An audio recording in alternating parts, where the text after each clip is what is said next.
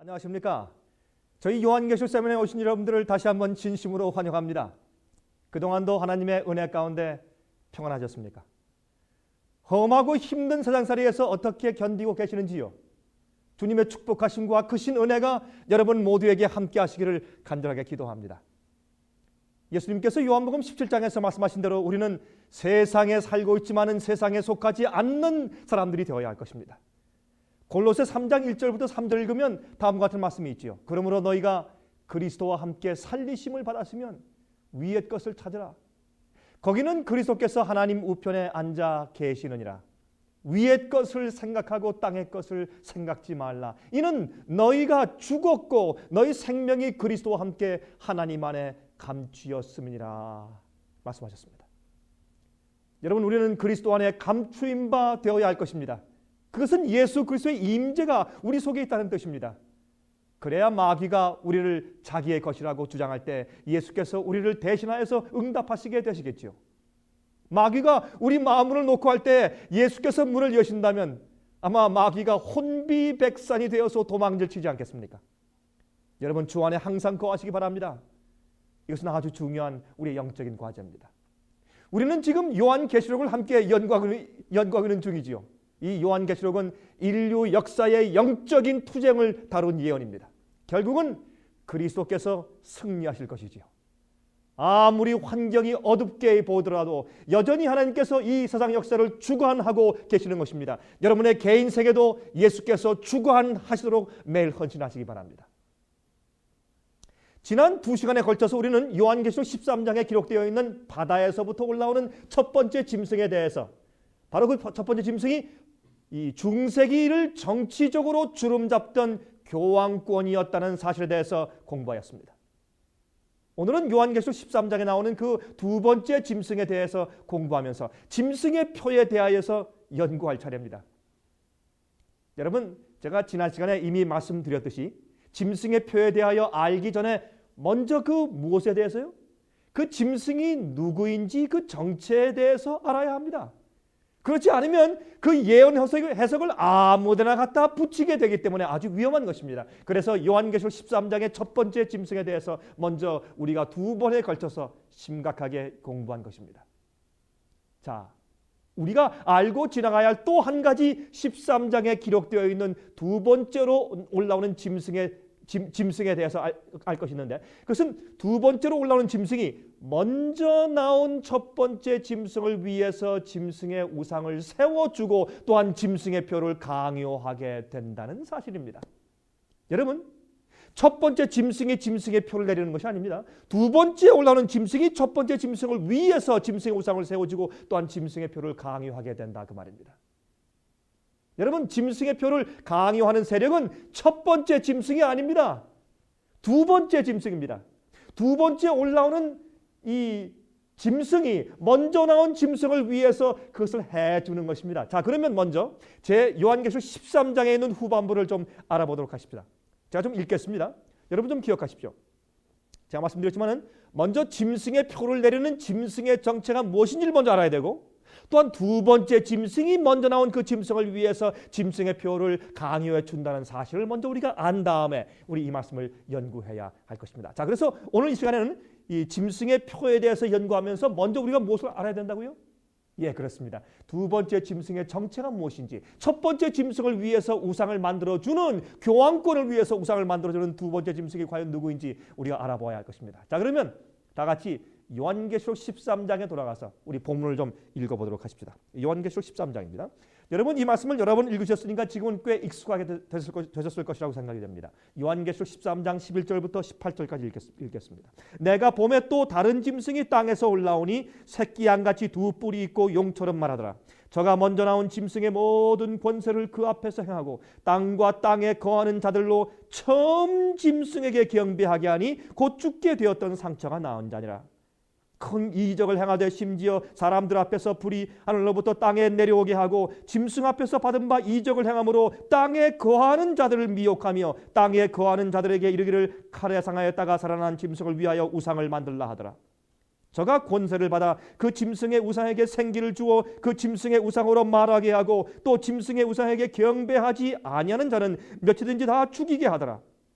저가 모든 자 곧 작은 자나 큰 자나 부자나 빈궁한 자나 자유한 자나 종들로 그 오른손이나 이마에 표를 받게 하고 누구든지 이 표를 가진 자 외에는 매매를 못하게 하니 이 표는 곧 짐승의 이름이나 그 이름의 수라. 지혜가 여기 있으니 총명 있는 자는 그 짐승의 수를 세어보라. 그 수는 사람의 수니 666이니라 말씀했습니다.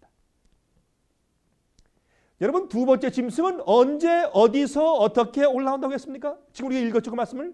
이 짐승은 양 같은 모습으로 시작해서 나중에 용 같은 모습으로 변화하는 국가라고 성경은 설명합니다.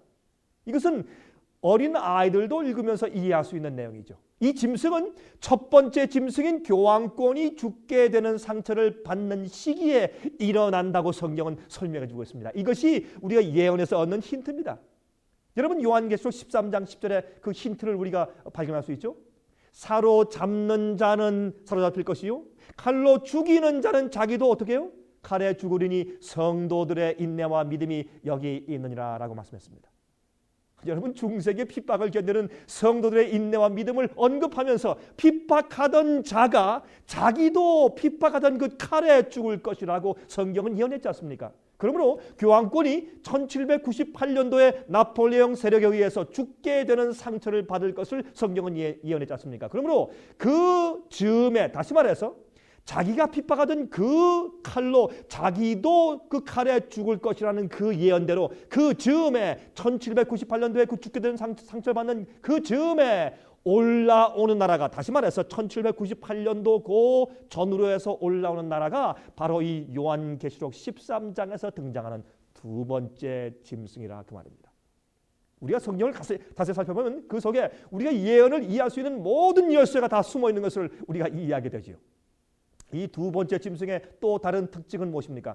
본문에서 읽은 것과 같이 땅에서 올라온다는 것입니다.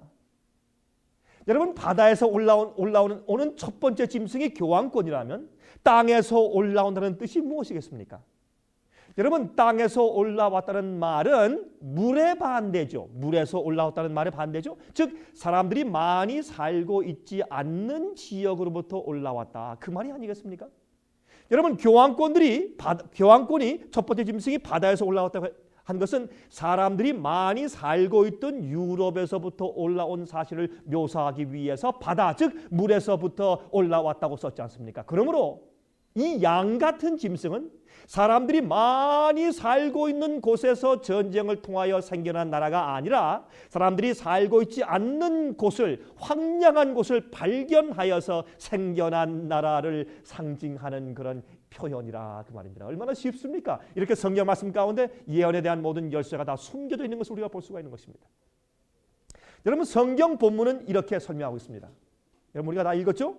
내가 봄에 또 다른 짐승이 누굽니까? 두 번째 짐승이죠. 다른 짐승이 땅에서 올라오니 새끼 양같이 두 뿔이 있고 용처럼 말하더라 그랬습니다. 여러분, 사도 요한은 두 번째 짐승의 정체를 묘사하기 위해서 짐승, 땅, 새끼 양, 용과 같은 네 가지 단어를 사용했는데 이 상징적 표현의 의미는 다음과 같습니다. 첫 번째, 짐승은 성경 예언에서 무엇을 상징합니까? 그렇죠. 나라, 국가를 상징하죠.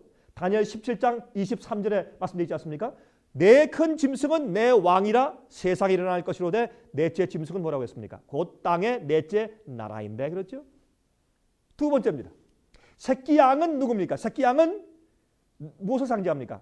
새끼 양은 바로 예수 그리스도 또는 기독교 정신을 의미하는 것이죠.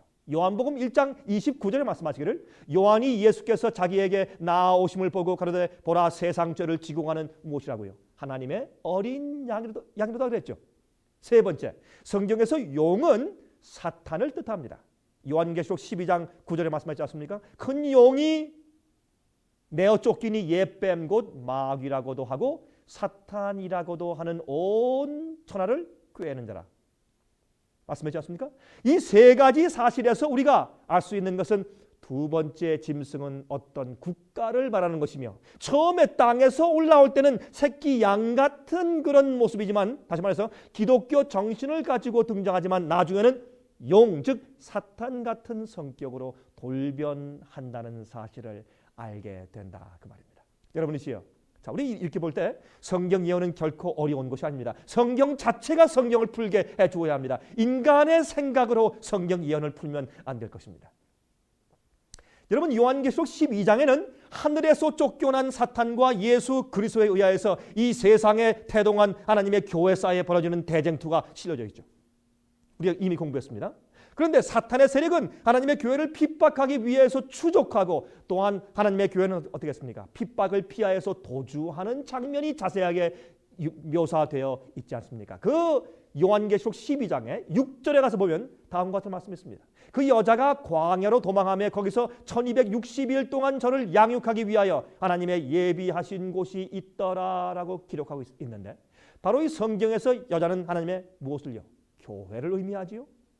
이 1260년 동안의 종교 핍박 시대는 교황 피우스 6세가 비참하게 최후를 마치던 해인 언제요? 지금쯤 다 이해하시겠죠? 1798년도에 끝이 났지 않습니까? 그 중세기의 종교 핍박 시대가 끝나는 이 시점에 우리는 지금 우리가 찾고자 하는 땅에 대한 장면을 발견하게 되는데, 그것은 요한계시록 12장 15절과 16절에 기록되어 있는 사건인 것입니다. 자, 들어보십시오. 여자의 뒤에서 뱀이 그 입으로 물을 강같이 토하여 여자를, 다시 말해서 누구를요? 교회를 물에 떠내려 가게 하려 하되, 땅이 여자를, 누구를요? 교회를 도와 그 입을 벌려 용의 입에서 토한 강물을 삼키게 하니 그랬습니다. 여러분 잘 주목해 보십시오. 여기서 두 번째 짐승이 출현하는 장소인 땅에 대한 정확한 장소를 발견하게 되지 않습니까? 그렇죠? 종교 암흑 시대가 끝나갈 무렵에 교황권의 핍박을 피하기 위해서 도망가는 하나님의 백성을 돕기 위해서 땅이 등장한다 그 말이에요. 자, 이 땅이 무엇을 삼켰습니까? 강물을 삼켰단 말입니다. 그 뜻은 용이, 마귀가 물, 즉 사람들을 통해서 교회를 핍박하여 떠내려가게 하려고 할 때 인적이 드문 땅이 나타나서 하나님의 백성들의 피신처 역할을 했다 그 말입니다. 다시 말해서 청교도들이 어디로 갔습니까? 콜럼버스가 발견해 놓은 신대륙인 미합중국으로 이민했지 않습니까? 그러므로 교회가 살림을 받고 피신할 수 있었지 않습니까? 얼마나 정확한 성경의 예언의 해석인지 모릅니다.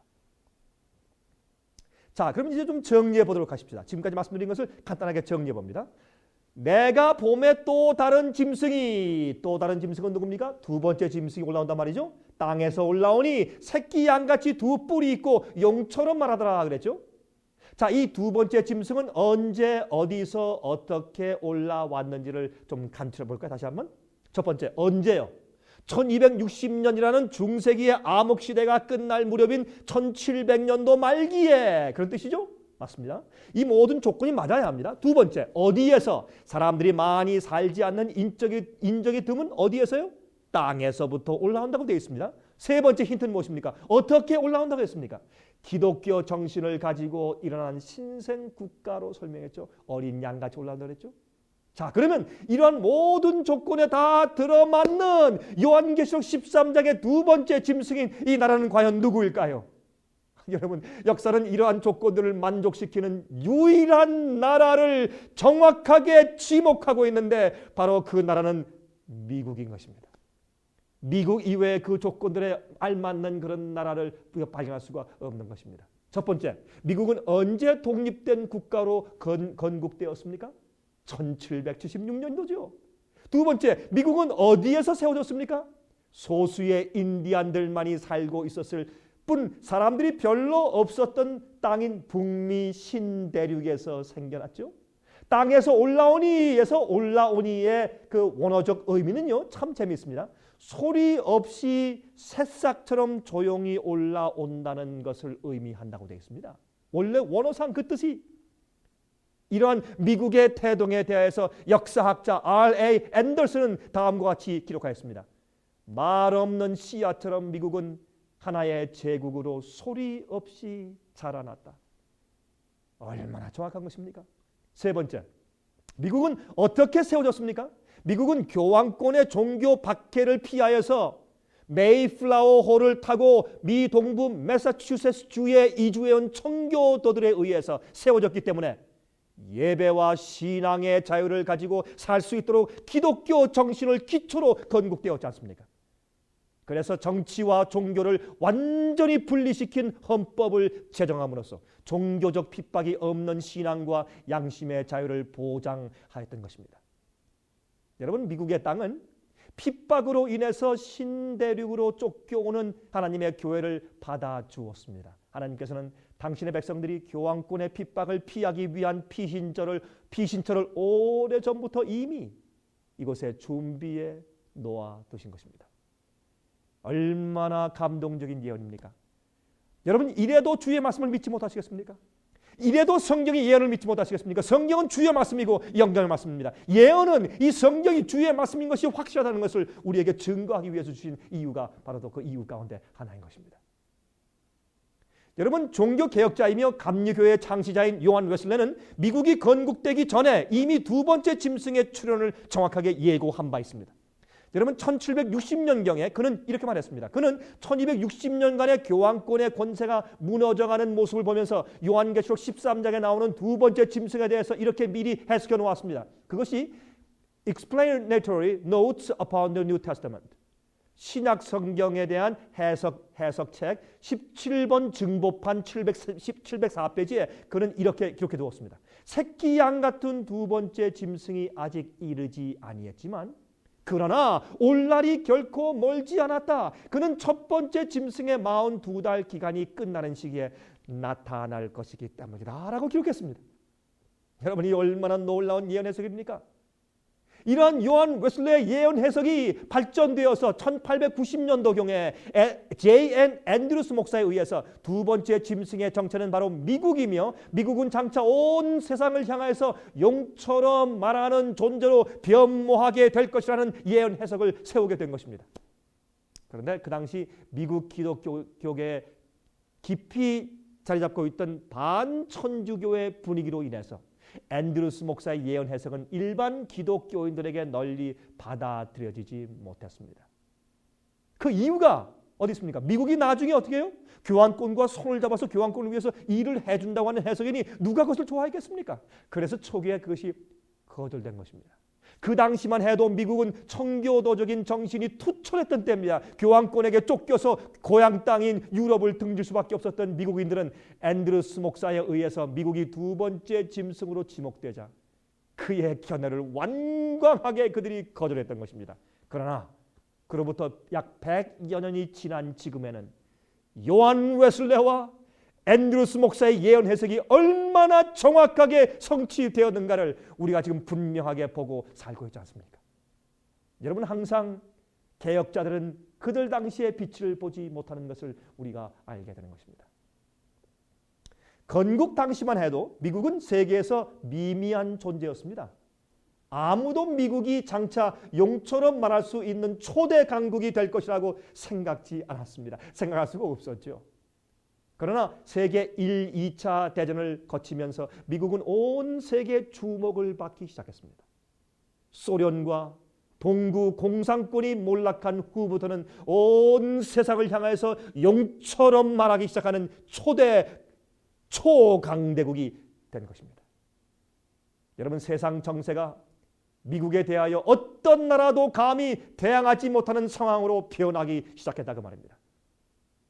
여러분, 요즘에 9.11 테러 사태 이후로 이 예언의 말씀은 사실대로 정확하게 성취되어 가고 있는 것을 우리가 보지 않습니까? 세계를 호령하고 있는 미국을 보고 있지 않습니까? 여러분, 부시 대통령이 어떻게 연설했습니까? 여러분 기억하시죠? 이 세계를 향해서 여러 세계 모든 나라들이요, 당신들이 우리와 함께 있든지 아니면 우리와 대항하든지 둘 중에 하나 선택하라고요? 어떻게 일국의 대통령이 세계를 향해서 그런 연설을 할 수 있겠습니까? 여러분, 그것은 미국이 세상을 호령하고 있다는 증거가 아닙니까?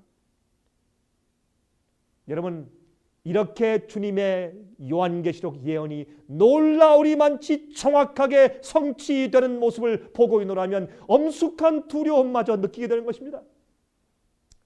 참으로 믿기 어려운 이야기이지만 성경의 예언은 미국이 결국 새끼 양 같은 정신을 버리고 건국대의 정신을 버리고 중세기 때의 교황권이 유럽을 압박하던 그 정신으로 돌아가서 결국에는 마지막 시대에 하나님의 백성들을 핍박하는 세력으로 변모하게 될 것이라고 경고해주고 있는 것입니다. 여러분, 성경 예언은 이 마지막 시대의 첫 번째 짐승인 교황권과 두 번째 짐승인 미국이 손을 잡고 협력하여 하나님의 남은 참된 교회를 핍박하게 될 것이라고 설명해 주고 있습니다. 여러분들이요, 우리 다시 한번 읽어보십시다. 요한계시록 13장 12절부터 17절입니다.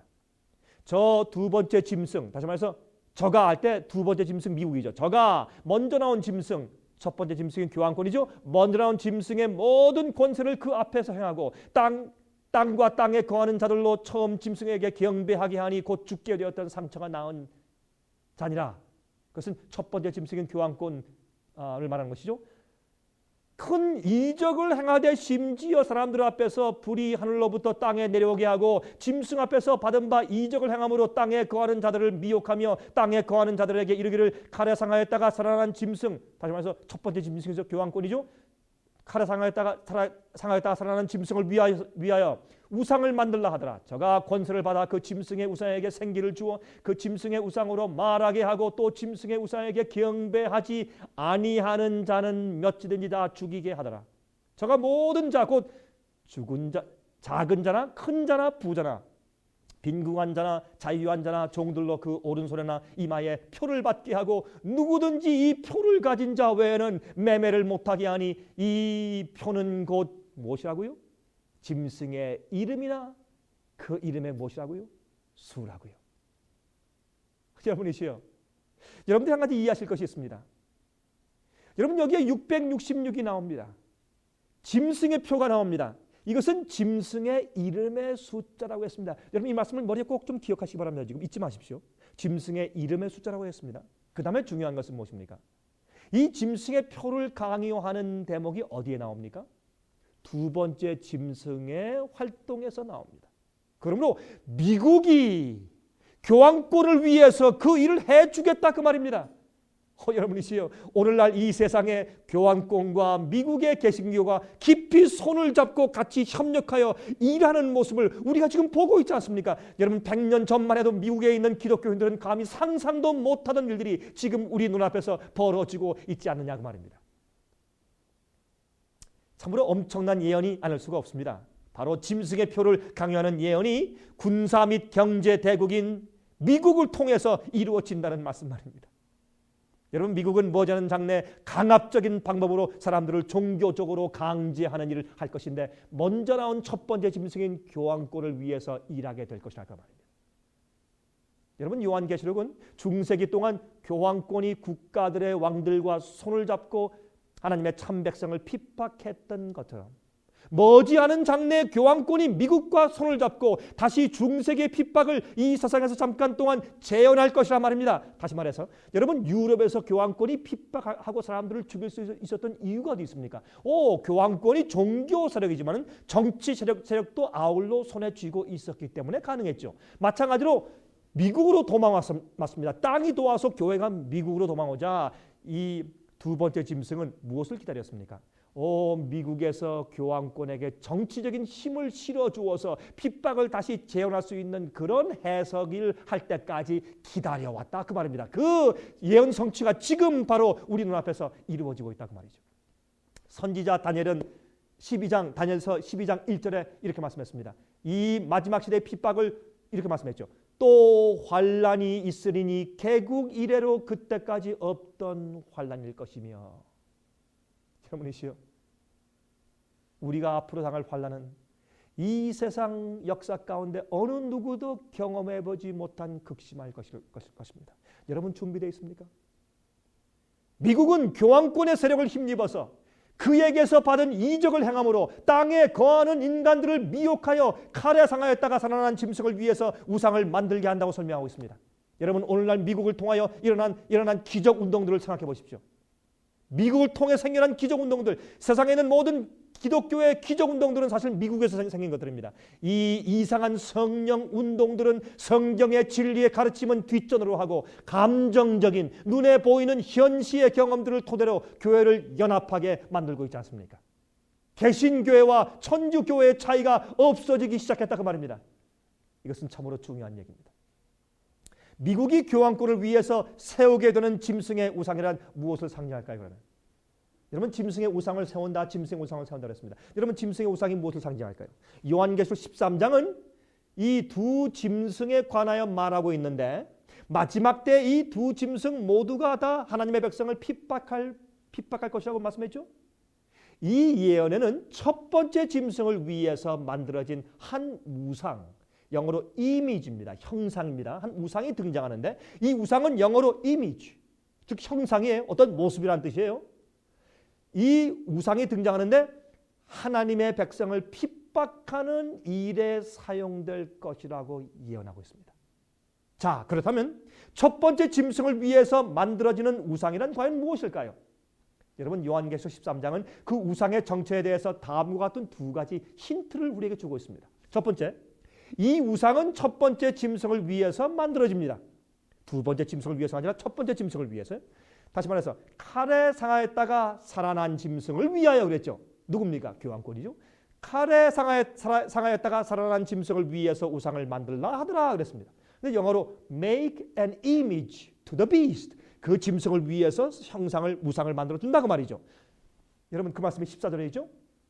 두 번째 이 우상은 첫 번째 짐승의 모습을 닮았다는 뜻이죠. 그렇죠? 그 첫 번째 짐승의 모습, 형상, 이미지를 닮았다 그 말이죠.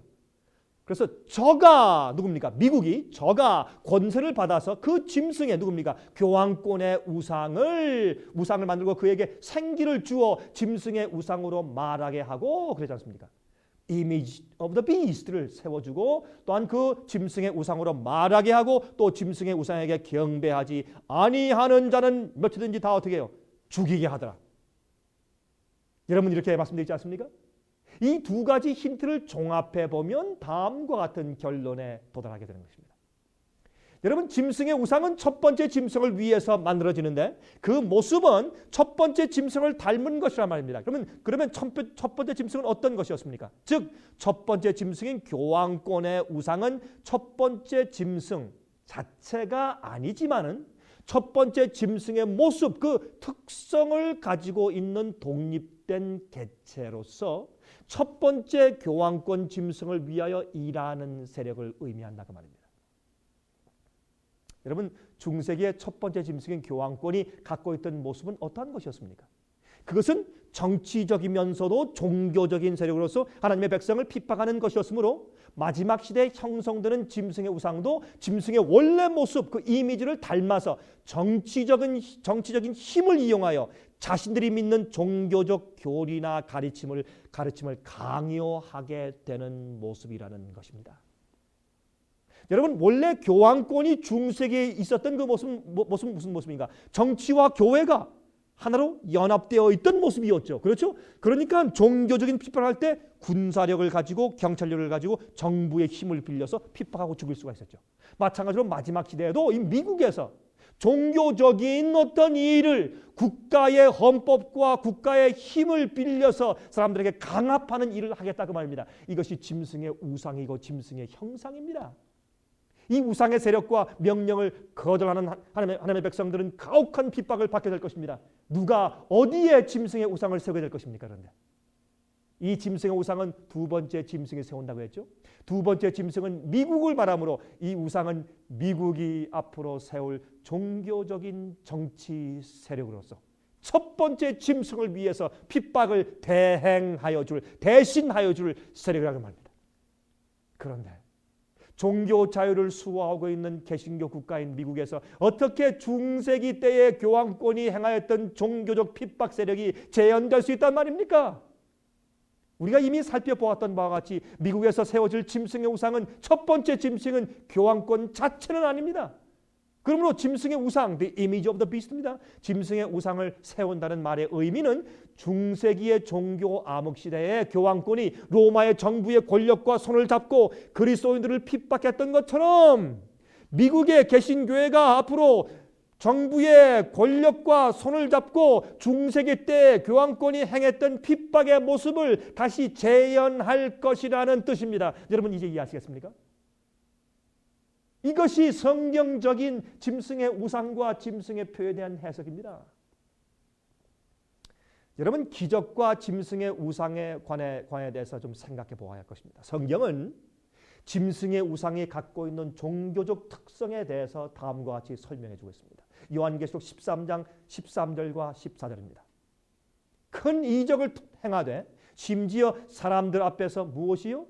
불이 하늘로부터 내려오게 하고 짐승 앞에서 받은 바 이적을 행함으로 땅에 거하는 자들을 미혹하며 또 칼에 상하였다가 살아난 자를 위하여 우상을 만들라 하더라 그랬습니다. 여러분 이 말씀은 짐승의 우상을 세우는 전초 과정으로서 마귀가 이적을 기적을 사용하여서 온 세상 사람들을 미혹할 것이라는 뜻입니다. 여러분 사탄은 마지막 시대에 온갖 기적들을 사용하여서 땅에 거하는 모든 사람들을 미혹함으로써 사람들을 하나의 연합된 세력으로 만들어 가고 있는 것입니다.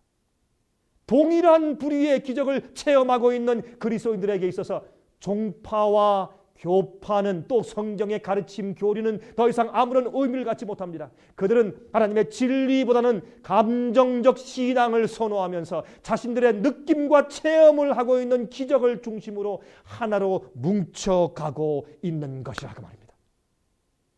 여러분 종교연합의 중심에는 기적들과 감정적 신앙이 있다는 사실을 여러분 분명히 아셔야 할 것입니다. 1970년대부터 인기리에 온 세상에 퍼지기 시작한 이 기적 운동들을 좀 보십시오. 그런데 이 예언은 미국이 그를 위하여서 세워주는 첫 번째 짐승의 정체를 정확하게 밝혀주기 위하여 다음에 수수께끼를 삽입해 놓았습니다. 그것이 무엇입니까? 666이라는 숫자입니다. 자 보십시오. 여러분 정말 잘 들으십시오. 이 정확하고 분명한 성경의 예언이 있음에도 불구하고 이것을 이렇게 이해하지 못하게 하기 위해서 마귀가 연막 전술을 많이 펴놓았어요. 사람들이 666에 대해서 컴퓨터다, 또 무엇이다, 히틀러다, 누구다 많이 해석을 해놓았습니다. 그래서 사람들을 혼돈시켜 놓았어요. 그렇지 않습니까? 여러분이시요. 또한 어떻게 했습니까? 마치 이 짐승의 표를 내릴 이 폭군이 마치 미래에서 앞으로 올 아직 오지 않은 어떤 미지의 세력인 것처럼 그렇게 해석을 해놓았어요. 그리고 또한 이 예언군은 그렇게 중요한 것이 아니라 옆으로 좀 제쳐놓아도 괜찮다 해서 관심을 가지지 못하게 해놓고 또한 이것은 어려워, 우리 풀기 어려워, 이해할 수 없어, 덮어두어라, 이건 봉인된 책이다, 그렇게 말하면 사람들에게 많이 오해시켜 놓고 있는 것입니다. 사람들이 졸고 잠자고 있는 것입니다. 이 중요한 시기에 이 중요한 예언을 이해하지 못하고, 그러므로 이 지금까지 공부한 이러한 배경 속에서 첫째 짐승과 두 번째 짐승의 관계 가운데서 두 번째 짐승이 먼저 나온 짐승인 교황권을 위해서 우상을 세워주고, 다시 말해서 교황권과 천주교 세력과 개신교 세력이 미국에서 연합하고 있죠. 개신교인들이 종교연합한 운동을 통해서 어떻게 해요? 앞으로 교황의 권위를 세워주며, 말로는 교황의 권위를 세운다고 말하지 않지만 그러나 실제로 교황의 권위를 세워주는 것을 옹호하며 미국의 헌법으로 그것을 푸시하고 강요하고 핍박하는 일이 앞으로 곧 이르러 온다고 말입니다. 그런데 여기에 이제 그 짐승의 이름의 숫자가 666이라고 수수께끼 같은 그런 말씀이 숨겨져 있습니다. 성경은 지혜 있는 자들만 알 수 있게 마치 암호와 같이 숨겨두었다고 말씀하고 있습니다. 여러분 요한계시록 13장 17절과 18절 읽어보십시다. 누구든지 이 표를 가진 자 외에는 매매를 못하게 하니 이 표는 짐승의 이름이나 그 이름의 수라 그랬죠. 지혜가 여기 있으니 총명 있는 자는 그 짐승의 수를 세어보라. 그 수는 누구의 수니? 사람의 수니 얼마나고요? 666이라 그랬습니다. 여러분 666이란 숫자는 숫자 자체가 짐승의 표가 아닙니다. 그러므로 컴퓨터가 짐승의 표가 아니에요. 짐승의 정체를 알려주기 위한 힌트 중에 하나죠. 666은 그 짐승의 권위를 상징하는 것입니다. 짐승의 이름의 수를 세어보면 666이 된다 그랬습니다. 여러분, 이 수수께끼 같은 예언의 의미를 어떻게 풀 수 있을까요? 여러분 하나님께서 주시는 지혜를 가지고 첫 번째 짐승의 이름에 담겨져 있는 숫자를 세어보는 자들은 짐승의 이름의 수가 666이라는 사실을 발견하게 될 것입니다.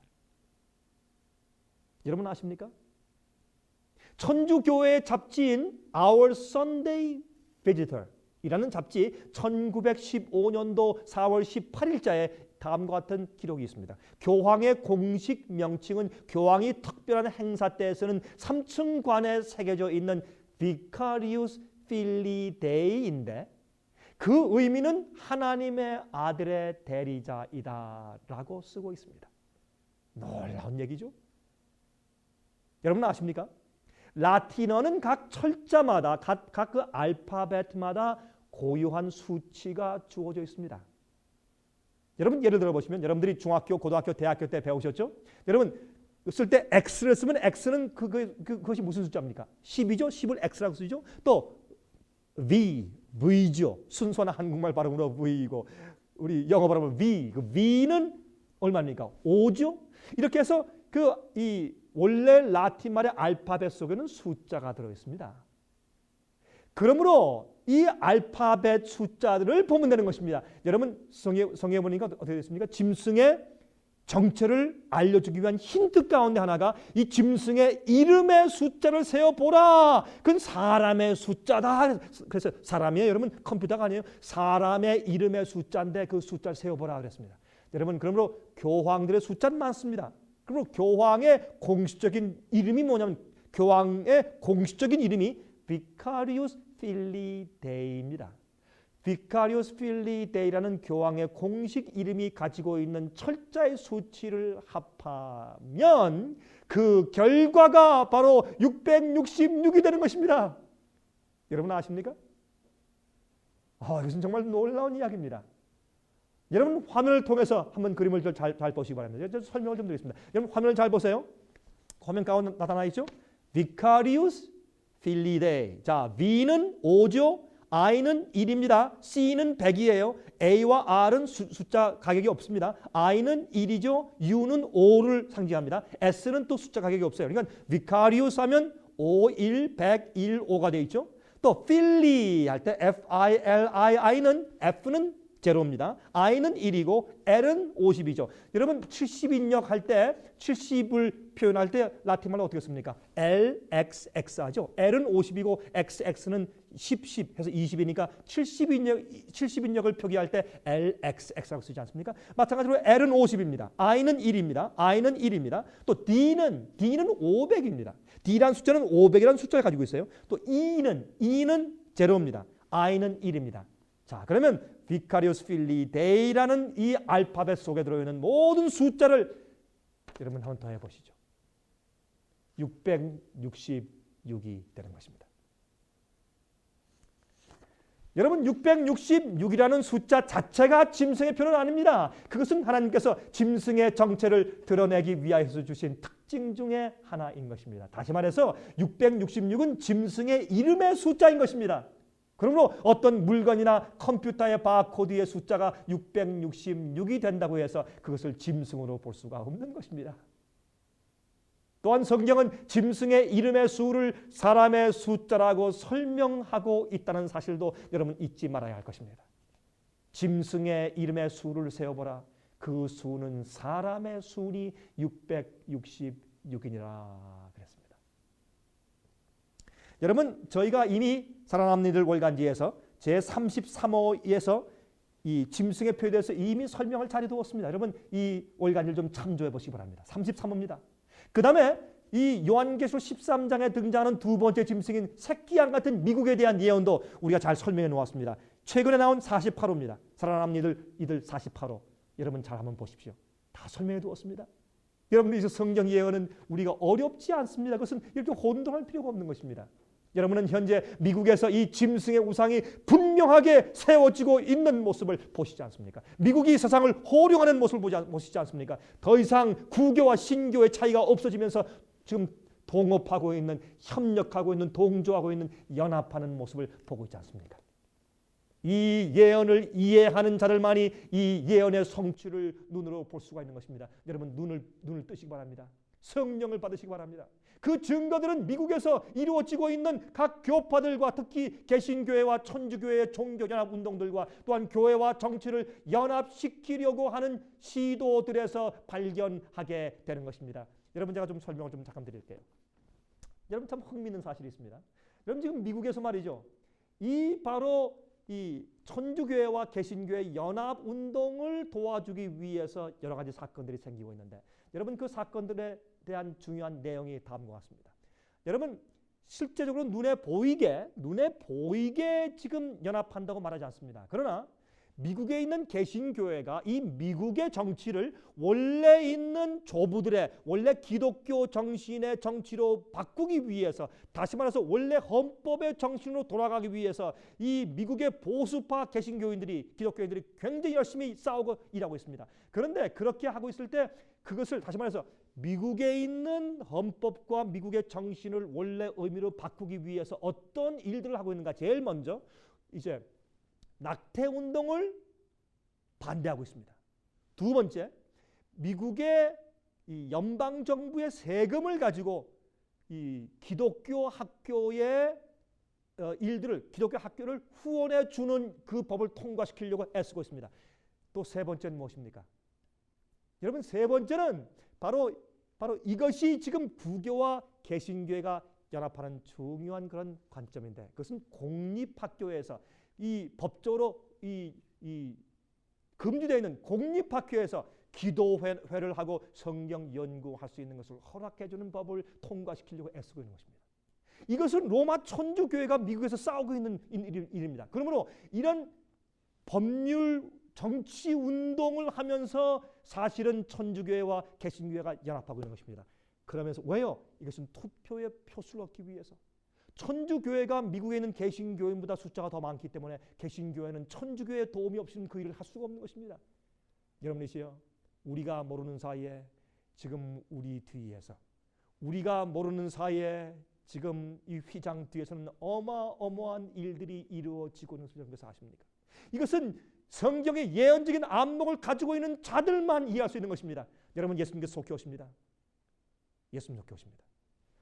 여러분 아십니까? 최근에 제임스 답슨 박사와 그 다음에 이 척 콜슨 목사가 둘이 최근에 바티칸에 가서 교황을 아련하고 회의했습니다.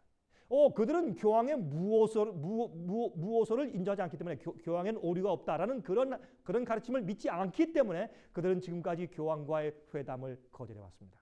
그러나 최근에 그들이 가서 회담했습니다. 그 이유가 뭔지 아십니까? 그들이 싸우고 있는 것은 바로 낙태운동 반대와 공공학교에서 또 기도하게 하는 운동과 또 무엇이라고 말씀드렸습니까? 미국의 연방정부의 세금을 가지고 기독교 학교, 특별히 천주교의 포로키얼 스쿨을 도와주는 그것을 좀 싸우고 있는데 교황의 적극적인 지원이 필요했기 때문에 그렇습니다. 그러므로 오늘날 교회들은 어떻게 하고 있습니까? 이런 정치적인 일에 연합해서 한 목적으로 싸우기 위해서 무엇을 제쳐놓습니까? 성경의 가르침이나 교리, 교파들은 제쳐놓는 것입니다.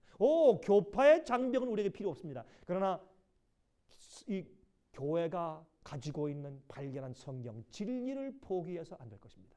성경 진리, 참된 복음과 진리를 포기하고 제쳐두고서 연합은 있을 수가 없는 것입니다. 연합은 진리 안에서 연합이고 사랑만 가지고 한다는 것입니다. 사랑만 가지고 연합한다고 하는 것은 그것은 마귀의 연합이지 진정한 예수 그리스도의 참 진리의 성경의 연합이 아닌 것입니다. 여러분들이시여, 이러한 성경 예언이 요한계시록 13장의 예언이 성취되고 있습니다. 지금 미국에서 여러분께서 아시다시피 종교 보수파의 그런 힘이 얼마나 힘있게 지금 작용하고 있습니까? 성경 보수파들의 활동이 정치계에 얼마나 힘있게 작용하고 있습니까? 사람들이 기독교인들에게 비율 맞추기 위해서, 왜요? 표를 얻기 위해서 얼마나 아첨하고 있습니까? 예수님 속히 오십니다. 준비하시기 바랍니다. 성령께서 여러분 마음을 축원하게 하십시오. 여러분 가족은 어떤 상태에 있습니까? 매일 주 앞에 기도하시고 회개하십시오. 그리고 세상에 살지만은 세상에 속하지 않는 생활을 살기 위해서 예수님 안에 갇힌 바 된 자가 되십시오. 우리가 새로 태어났을 때 위의 것을 찾으십시오. 세상 것을 찾지 마십시오. 예수님 오실 때 그 거룩한 엄숙한 날 앞에 설 때 여러분들은 과연 어디에 계실 것입니까? 제가 다음 시간에 이 중요한 문제에 대해서 더 자세한 것을 말씀드리겠습니다. 제가 다음 시간 다시 뵙겠습니다. 안녕히 계십시오.